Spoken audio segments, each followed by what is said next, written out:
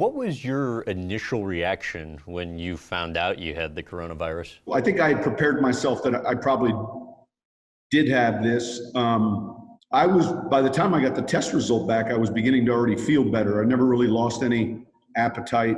I only had the 1 day of a fever. Nothing from a respiratory standpoint. It was just the 2.5, 3 days of some chills and body aches. But I would say my recovery then happened very quickly. Monday with first symptoms, Tuesday, Wednesday, Thursday, test result comes back positive. Friday, I felt better. Saturday over that weekend, felt better. Clearly the next week felt better. And all the way through into the beginning of this week. And now I feel fine. I'm one of the few that can't get it or give it, they tell me right now. I'm waiting there's some discussion relative to blood testing to see if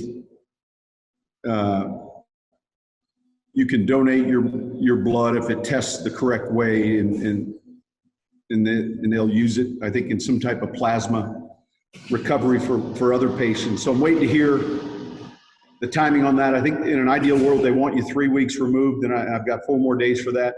But that would be, I think, something that would be really cool to do. Look, I mean, the coverage of this could give anybody pause who gets it, regardless of if they're going to make a full recovery. So at what point did you feel comfortable in the process that you were going to be fine and get through it?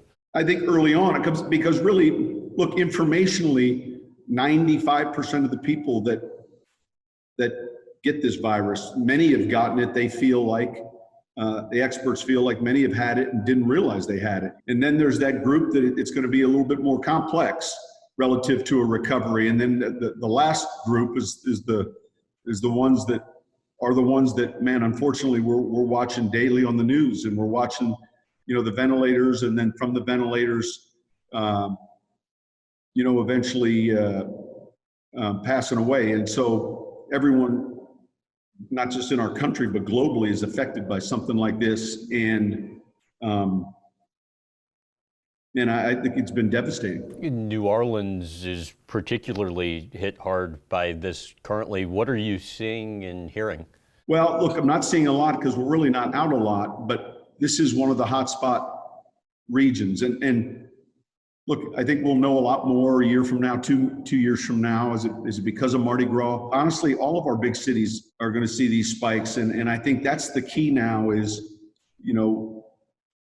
we've got some information as to how we can control this. We're kind of isolated. We're out here remotely in a facility that's probably 5 miles from the city, in a really more of a corporate park area. We're in New Orleans East, so there's not much out here. There's 4 of us in a meeting room that, we take our temperature before we go into that room.